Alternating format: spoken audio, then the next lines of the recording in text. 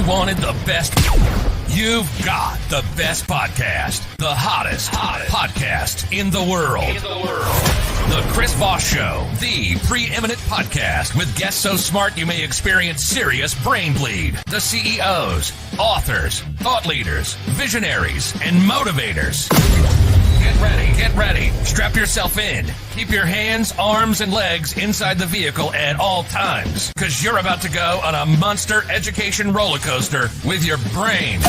Now, here's your host, Chris Voss. Hi, folks. It's Voss here from thechrisvossshow.com.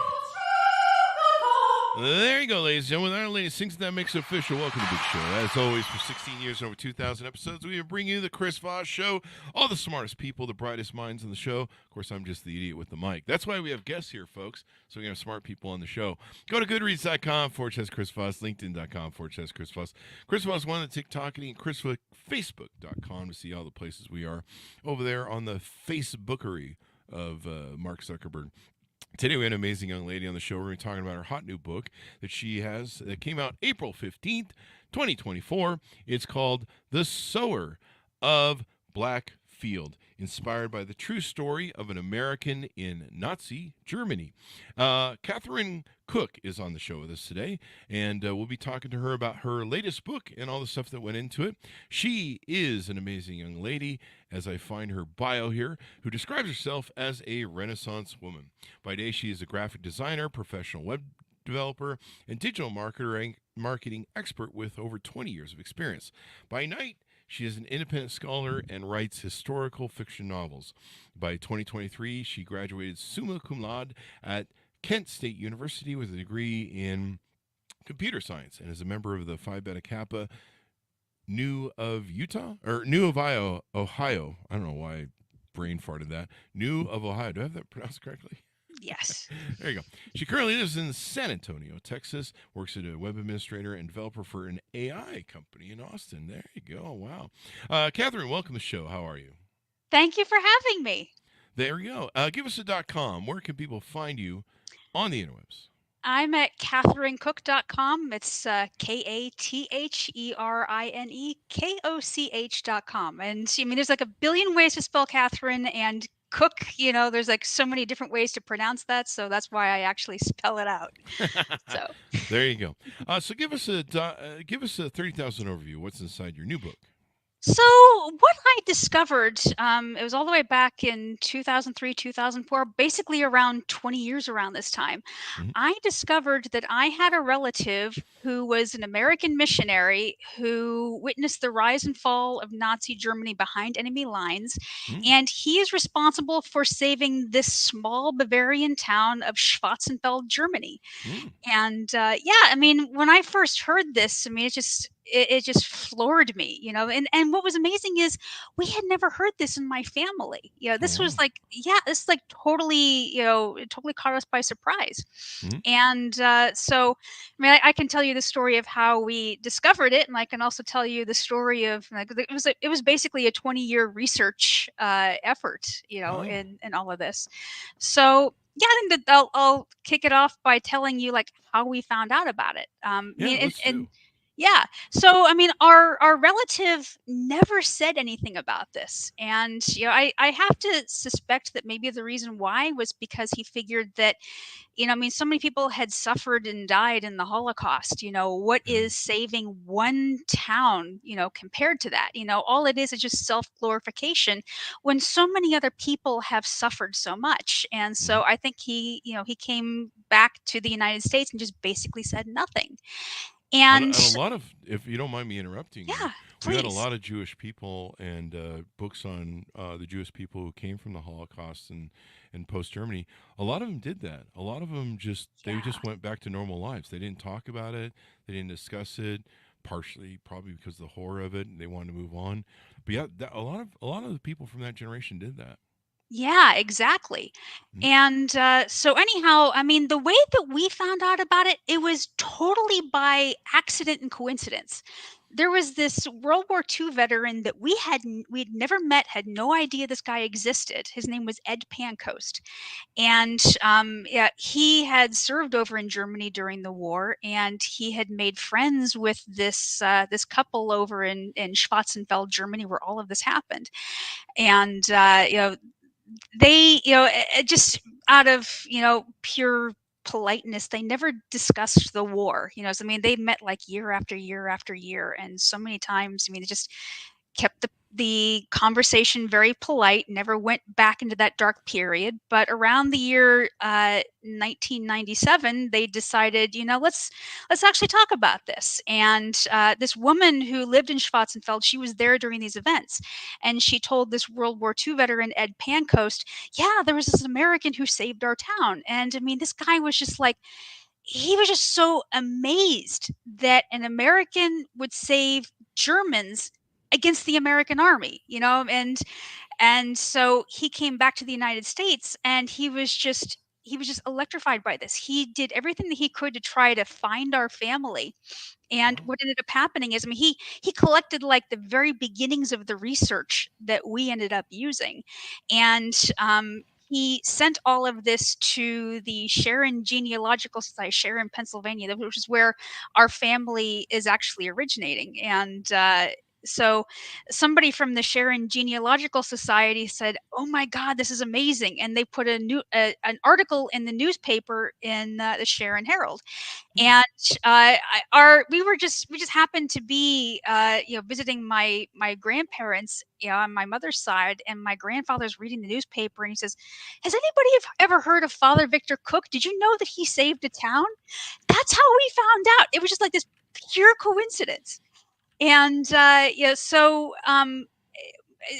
and fortunately, the contact information of this guy was in the newspaper article. So, and I really have to credit my father early on for being the one who carried the torch with all of this. Because, I mean, I first heard about it, and I mean, I'm like, I'm the younger generation. I'm like, World War II. This is like so black and white, so distant to me. And there's like a million World War II stories out there. Do we really need another one? Mhm. And so, my father reached out to this guy who was just like, Ed Pancoast was just amazed he finally got in contact with us. And, I mean, he was just so eager to see, a book. I mean, he really wanted a movie. He actually Mhm. wrote Steven Spielberg and Tom Hanks, and it was just like totally crestfallen, when he never got any response. And Wow. so, I mean, here I am. I mean, in addition to being, I'm a million things at once, as Yeah. you heard in Renaissance your woman. introduction. Exactly. And so, I mean, in addition to being like a computer scientist and an author, I also wanted, and an artist, I also wanted to be a writer. And so, I went through like I just kind of like, I paid attention to what was going on. I mean, we were doing this as a family history project in the beginning. Mhm. And so we started doing the research, and I have to credit at this point to give a shout out to Father Rob Carbonneau, who was he's the director of the Passionist Archives. He kind of ended up being like my mentor in terms of historical research and really getting me just really engaged in that. And also, he was the first person to show me what passionist ideology is all about. Mhm. And so, in addition to that, I mean, started doing the research, and then we went to Schwarzenfeld, Germany itself. And there, I actually had this opportunity to talk to people who actually knew my relative who was over there, Father Victor Cook. Mhm. And I just vividly remember, we went over there and talked to eyewitnesses, and we had mass, and immediately after mass they bring out the beer and the pretzels. It's like, God love the Germans. Yeah, God love the Germans. Yeah, I mean, if we did that at mass over here in the United States, I'm sure that attendance would just skyrocket. But yeah, so I mean, I expect that, World War II Germany, nobody wants to talk about it. What was amazing to me is I had all of these people just flocking around me. I have pictures on one of my websites. I mean, it's like all of these people who knew him, and Mhm. they were talking to me through translators, and the vibe that I got from them is, you need to understand who he was and what he meant to us. Yeah. And what I started realizing is, okay, time out. This is not what I thought it was. This is something that is entirely different. Mhm. And that's what finally made me decide, you know what? Yeah, this actually does merit a novel. And yes, it's set in World War II Germany, but this is not your typical World War II story. It's not even your typical Holocaust story. Mhm. It's something much, much different. Yes, it's a German story, it's an American story, it's a passionist story, but it's also a faith story. Oh wow.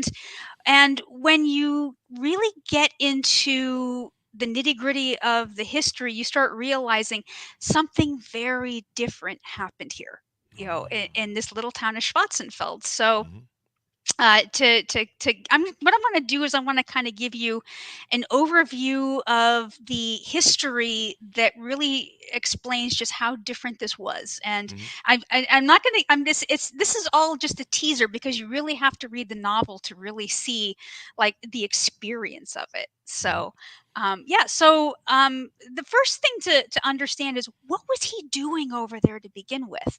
And so to give you kind of like the thousand foot overview, in the aftermath of World War I, I mean, with World War I, I mean, all these people, all these missionaries who were like all over the world, they were called to Europe to serve as chaplains, and a lot of them died, a lot of them just didn't go back. And so in the aftermath of that, there was this resurgence of missionary activity. So all these religious orders all around the world decided, okay, we're going to go forward, being missionaries. A lot of them went to places like China, where it's like, okay, boys, go convert the pagans.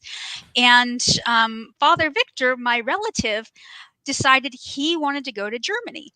And I mean, to him, that made sense because yeah, I mean, he grew up. I mean, he was born on American shores, but he was the eldest son of a German immigrant family. So he grew up bilingual. He knew the culture of Germany, but he also knew the culture of America. He grew up with American ideals, and he went into the Passionist order, which I'll tell you, a little bit more about that later.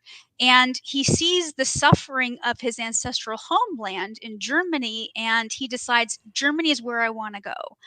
And so the time period where he goes over there, I mean, it's like 1922. And his mission is to establish a new branch of his religious order over there, the Passionists. So basically, they're a monastic order, so that means building monasteries, establishing congregations. And so he establishes monasteries in three locations. One is in Munich, that's in 1923. A second one is in Austria. Now that's going to be important. So Austria around 1925, and the third one is in Schwarzenfeld, the setting of the story in 1933, 1934. Now, when he arrives in Schwarzenfeld in 1933 and 1934, this coincides with the rise of the Third Reich. So, kind of do like the 1,000 foot overview. What's happening in Germany at this time? Hitler's just coming to power. I mean, the German economy is in shambles. And this is the thing that's just like really, really striking. And I think that this is what starts the chain reaction of what is so different about this place. So he arrived, and he's decided, okay, I'm going to build a monastery in this place. And he hires the town and Mhm. to do this. And he has $200,000 in his bank account to do this. Now, to you and me, that sounds pretty modest, but you Mhm. have to realize the buying power of that money back in 1933 is way, way more, than what we have right now.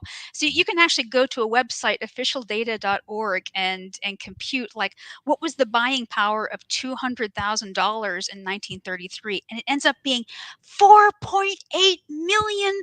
Oh wow. Yeah. Now, and that's even before the exchange rate. Every dollar in 19, I mean, the economy is like bouncing all around. So every dollar, can be anywhere from 2 to 4 Reichsmarks. That's essentially what it would translate into. So we'll say like like probably three Reichsmarks for every dollar, which means that this guy had over 14 million marks to Yeah. hire this town. So I mean, Wow. imagine if you will, you're somebody in this little town. I mean, this is like a little farm town, with maybe just like 1,000 people. And I mean, you're hungry, there's no jobs. This is like, I mean, a severe economic depression. Your children are hungry, you have no idea where your next meal is coming from. And this American guy comes and dumps 14.4 million marks on your town. Wow. I There you mean, go. this American priest is like as popular as Taylor Swift. Yeah. You'd be popular with me if you do that. Just letting people know. Yeah, exactly. So, I mean, and you have to. I mean, again, you just do the thousand foot zoom out and look at what's happening in the rest of Germany. They're depending on Hitler to make their lives better. They're seeing Mm. like this economic miracle where the Führer is making things better for us. In this little town, that's not happening. It's this American guy over here. Mm. And so yeah, that's kind of like the first thing that's very striking. And I remember when I was talking to these people that knew him. They had this term for him. They had a nickname for him.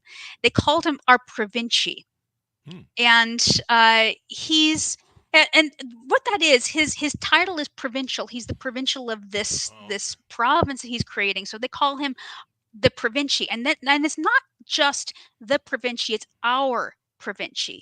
Oh. And yeah, so the reason why that struck me is because I mean, just think about like like the movies and the books that you've read, where you've got Nazis talking about our Führer. Mm-hmm. They're talking about our Provinci. There's a relationship there. There's a bond there. And that's really, really unique. That means that these people are following an American citizen, which is like really unique. And so that's the first thing. And this is one of my favorite stories that I'm about to get into that really demonstrates to you what Father Victor was like as a leader. So I mean, he's coming into a very difficult situation. He knows that that the Nazis are not very, they don't like the Catholic Church too much because basically what they want is to they want the Germans to basically follow their worldview. So anything, Mm-hmm. including the Catholic Church, that interferes with that is, they're just going to try to limit it. And so some of the rules are you're not allowed to open new institutions, which includes monasteries. You're not allowed to open new Oh, monasteries. And wow. that's exactly what he's building. And also, because of this time period, there's also this big emphasis on getting the Germans back to work. I mean, that's how you improve the economy. Mm-hmm. And so, Father Victor is very much aware of this. And so, when they start building this monastery in Schwarzenfeld, they make it, it's public that yeah, we're building something, but they don't say what it is. Oh. And so the Nazis later on kind of realize, okay, wait a minute, is it, this he, now he's hired, and Father Victor has hired like hundreds of people. Now, to give you like an appreciation for what this project meant, in this area, the area, I mean, the town is Schwarzenfeld, but the area, the region, I guess you could say the county in Bavaria, it's called the Oberpfalz. And this region, I mean, it's all very much farmland. It's sparsely populated, but I mean, the region itself it's a little bit bigger than Delaware, but it's a little bit smaller than Connecticut. So think of those really small New England states. But I mean, he's basically his project has reduced the unemployment rate in this area and made it plunge to zero. Mm. Because that's what 14.4 million marks will get you. And so the Nazis, realize, okay, well, you're building a monastery here. Time out. We need to stop this. And he's like, okay, sure. You want to stop it? Where are you going to find work for these people? Mm. Hitler has placed this premium on, getting the Germans back to work. And these people aren't going to find, you're about to lay off a few hundred people. I mean, they're not going to be able to find jobs anywhere. And the Nazis are like, damn, because he's got them. I mean, and they're forced to basically let this project continue. So I mean, this guy is like a wizard at trapping the Reich in its own red tape. Yeah, I I mean, love it. yeah. And the next story that I can tell you, I mean, this is also very important, Mhm. is the sheer fact that he was able to stay in Germany this whole entire time. And this is another great one. So, as the Nazis are basically cracking down on the Catholic Church, they make all of these rules, and one of the rules is if you're going to be a priest and you're going to do pastoral duties for our people, you're only allowed to be a German citizen. So, Hmm. okay, Father Victor's an American, there's a problem. So what's hilarious is, you look at his documentation from this time. First, I mean, look at his citizenship papers. Pre 1933, there's an A under the column of what identifies his citizenship as an American. Then suddenly it turns into a D for Deutsch. Suddenly, and you're like, what happened? And I mean, I remember asking, like, how did he manage this? Remember, I said early on that he had a monastery in Austria, Mm. and what he found out. You might remember from your history that in 1938 that Germany annexed Austria. It Yeah. forced it into the Third Reich. Well, Father Victor realized that he was in that monastery in Austria just long enough to gain Austrian citizenship. Oh, So wow. he Cheeky. filed his papers to become an Austrian citizenship, and because Austrians are members of the German Reich, suddenly he's a German citizen. So, yeah, and what's amazing about this is it permitted the very thing that the Nazis were so afraid of. It allowed somebody who had very different ideas to stay behind enemy lines and put ideas in the heads of these people that were very different to National Socialism. Wow. And yeah, so in addition to all of that, I mean, we've got the fact that he's like this massively popular figure, this Mhm. like this a Taylor Swift priest, and he's able to stay there. The third thing that is really striking to me that really changes the dynamic here is, what is he preaching? And this is not just your normal, your normal Catholic, you know, ideas. I mean, it's definitely rooted in Catholicism, but he's a passionist, and Mhm. I'll tell you the reason why this matters. Man, passionists, they have a very different view of things, and I mean, in their parlance, they would say that Christ is present in all who suffer. Now, and it's not just, I mean, it's like all the suffering for all time, it's all rooted in the passion. So a passionist would say, I mean, like right now, look at the headlines, look at all the people that are homeless because of Hurricane Helene. That's Mhm. Jesus. They would say that, look at all these people who are suffering from economic hardships. They don't know where their next meal's coming from. I mean, they're really, really hurting. That's Jesus. They would say, look at the people who are suffering from old age, from cancer, from diabetes. Look at George Floyd, Columbine, Sandy Mhm. Hook, Uvalde. Look at the Middle East, what's happening over there. I mean, you can very easily, whether you're talking about the Israeli side or the Palestinian side, that's a crucifixion. Yeah. That's, I mean, there's just so much pain that's happening over there. Mhm. And look at the war in Ukraine. And this is my favorite one. Look at the sufferings of Mother Earth and climate change. Yeah. I mean, these are really, really broad-minded people. Mhm. And this is the thing. I mean, at this point, I mean, there's going to be some people in the audience who are like, oh, I love this religious talk, and there's going to be other ones who are like, when you get preachy, I don't want to listen to it, or, there might be people who say, I'm an agnostic, or, an atheist, I Mhm. believe in science and faith. And Mhm. don't tune out yet, because what I want to tell you is, I mean, I'm a scientist too. I mean, in addition to everything else, I graduated in computer science. I appreciate science. And let me tell you what I find very appealing about this as a religious concept. I mean, let's take all the religion out. Christ is present in all who suffer. Let's take out Christ. Let's take out Jesus. Let's take out God. Let's take out everything. What's left?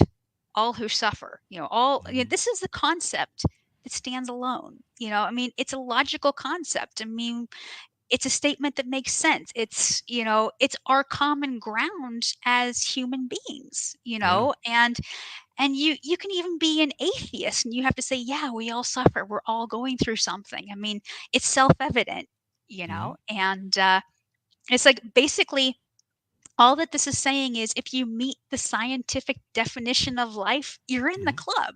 There you I go. mean, exactly. What an amazing And story, though, with your family and everything. yeah, Yeah. exactly, Yeah. Yeah. exactly. Yeah. So, So this would make a great movie too. And maybe Spielberg can get involved with it. He did the what was that one big Saving Jewish? Private Ryan or There was Saving Private Ryan, and then what was the big Nazi Jewish movie where he saved all the kids and people? He helped create a way for them to escape. I forget. Schindler's Schindler's List. List. Yeah. Yeah, Yeah, there you yeah. go. Yeah, there you go. So as we go out, what do you hope readers come away with when they read the book?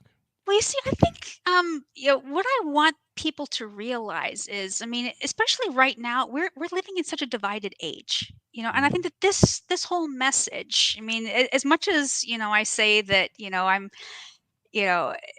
I'm not somebody who typically wears their faith on their sleeve, and Mm-hmm. I mean, I don't run around saying, have a blessed day to complete strangers. And yet, what I find so amazing about this is a message that is all about tolerance. It's all about peaceful coexistence. It overcomes every divide imaginable because anything that you can put on this, whether, I mean, even religion itself, Mm-hmm. regardless of what religion you are, you're going through something. And not only that, but I mean, if a passionist were here, they would tap me on the shoulder and say, Catherine, is not all about the suffering. It's also, yeah, there's also a message of, healing and compassion, and that's Mm-hmm. exactly, what, when you reach out to someone who's going through something, you are allowing something that's bigger than you to reach out and heal, and I think that's a beautiful concept, and it's like, it's all about respecting the humanity of the other person regardless of who they are, and Mm-hmm. respecting their dignity. So but even this is just like, we're this is like just brushing the top of the story here, because to me, I mean, what this does is it really shows you just the influences that are affecting this little town Mm-hmm. are very, very, very different. I mean, look at just like, again, do the 1,000 level view of what the people in the rest of Germany are getting. They're getting the messages like "Ein Volk, ein Reich, ein Führer," which is like, our one people, one nation, one leader. Mm-hmm. The fear is our salvation. Germans are the master race. That's a really scary one. Yeah. But in this little town, they're getting freedom of speech, freedom of religion, Yeah. peaceful protest, and we are all united in the human condition. These ideas are very different, and so. So let me with that context, with that understanding that this is different. Mm-hmm. Let's actually now go to April 1945, where he actually saves the town. Wow. So yeah, so here's what happens. Again, 1,000 foot view. In April 1945, you've got Patton's Third Army coming in through Germany, through central Germany and into south where Bavaria is, and at the same time, you have these SS guards who were in charge of the concentration camps realizing, okay, we're in danger of having our prisoners being liberated by the Americans who are coming in. And so what do? They try to get these people away from the front. Mm-hmm. And what they do is they put them in trains to start moving them south. Especially, there's one concentration camp that's relevant to this. It's Flossenburg, which Mm-hmm. is, yeah, it's in Bavaria. It's like about 13 miles away from the Czech border, so it's like really, really far, over to the west. And what happens is they put like like several thousand, there's like 20 some thousand of these prisoners in these trains. Now, at the same time, these Americans, that are coming in, they have some pilots that are monitoring the German landscape. Now, these pilots have been told, if you see a train, shoot it. Because it's because it's most likely carrying troops and supplies to the east. They have no idea Hmm. whatsoever that they might be carrying concentration camp prisoners. Oh wow. And so this train that's coming from Flossenburg goes all the way down through the Oberpfalz, and there are a few attacks against it. These American planes strafe it. They have no idea Oh what they're wow. firing on. Yeah, Oh jeez. but the worst attack happens in the train station in Schwarzenfeld, Hmm. where Father Victor is. And what happens is the SS finally throw open the doors, and some of these people, they attempt escape. Some of them are injured in the strafing, Hmm. and so what ends up happening is the Americans finally realize, okay, this is not what we thought it was, and so they disable the train so it can't go any further south.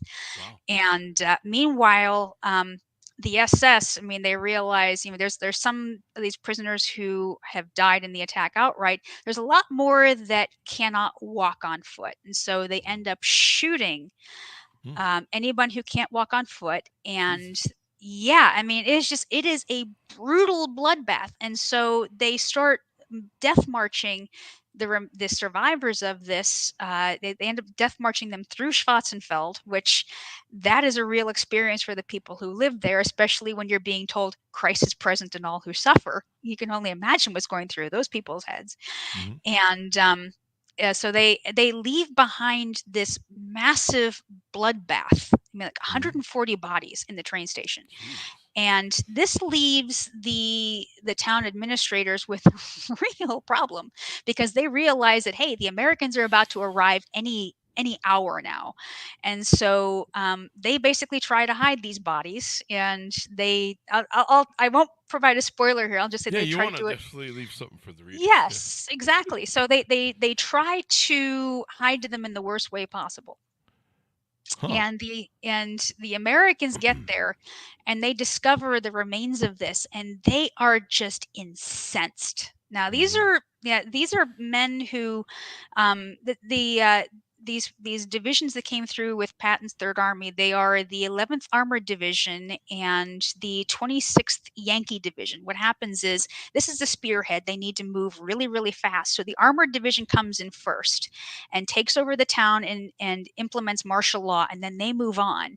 And the infantry is left behind as the peacekeepers, Hmm. and so they're the ones who are left to deal with this. Now, these are all soldiers who basically received their christening into warfare in the Battle of the Bulge, and they have been through some stuff. Hmm. They are war hardened soldiers, and what's amazing is, you look in the documentation of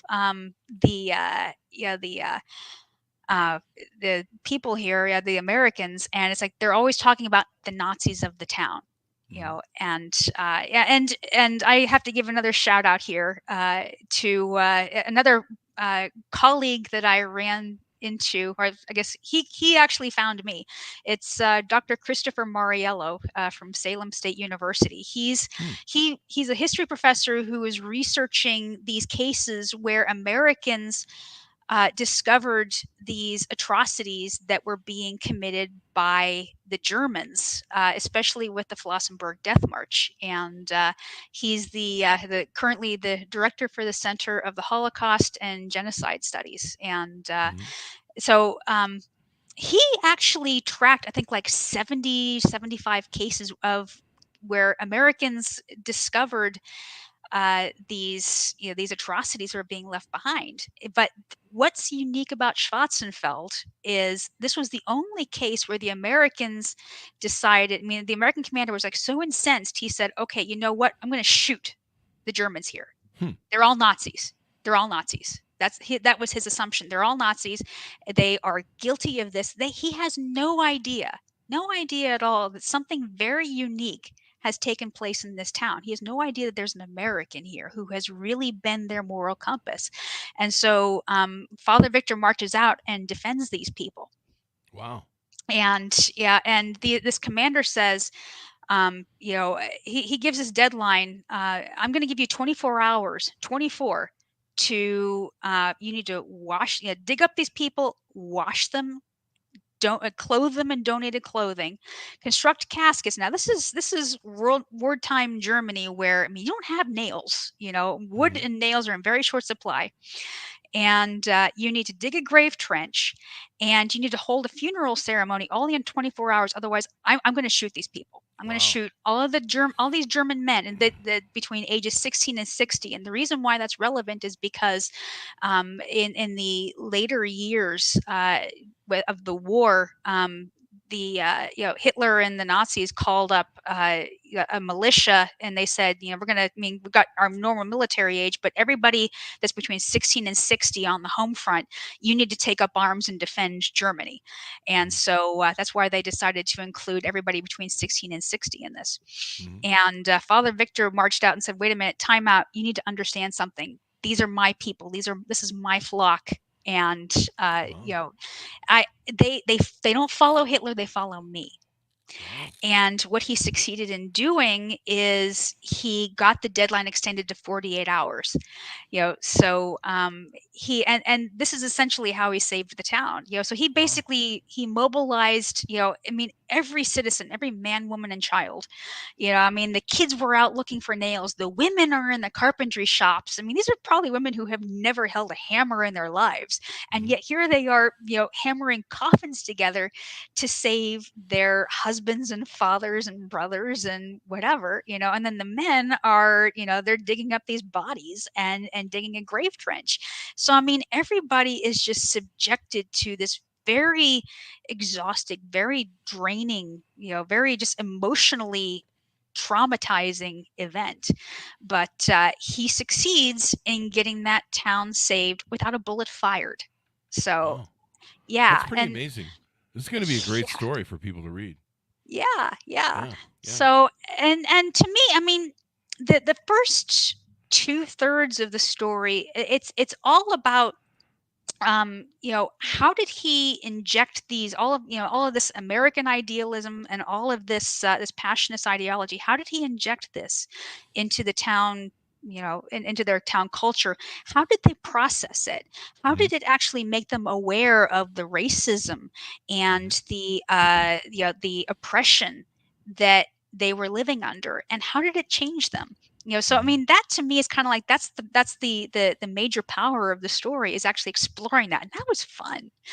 Yeah. And then I mean, it's almost like, you know you go from this, you're getting to know these people, and then you go through this really traumatizing 48-hour ultimatum. Mm-hmm. And I mean, I've seen the comments of a lot of the readers who have read this on Amazon, and they said, this is emotionally draining, and I can say, you know what, you read it right. Yeah. I mean, yeah, it's More. like, yeah, I mean, I didn't just want to, and at the very beginning, I had the option of, do I want to do like just plain black and white history, or do I want to do a novel? And it's to take you through this. It's not enough to just give you the history. You need to actually feel the experience that these people are going through. And I also think that it's fascinating, exploring this from a standpoint of an American citizen, who's actually behind enemy lines and really feels the oppression of Nazi Germany. What was he going through? How did this feel to him? And so that's why I say that this is not your average World War II story. There's a lot more going on here, and I really hope that people will pick up the book and enjoy it. There you go. So There you yeah. go. Give us your .com as we go so people can find you on the interwebs. Yeah. Yeah. So it's KatherineKoch.com, KatherineKoch.com. There you go. Thank you very much, Catherine, for Yeah. coming on the show. We really appreciate it. Thank you for having me. And order up the book, folks, wherever fine books are sold. It's out April 15th, 2024. The Sower of Blackfield, inspired by the true story of an American in Nazi Germany. Thank you very much, Catherine, for coming on the show. Thanks for audience for tuning in. Go to goodreads.com/Chris Voss, LinkedIn.com/Chris Voss, Chris Voss One, the TikTokity, and all those crazy places on the internet. Thanks for tuning in. Be good to there. Stay safe. We'll see you next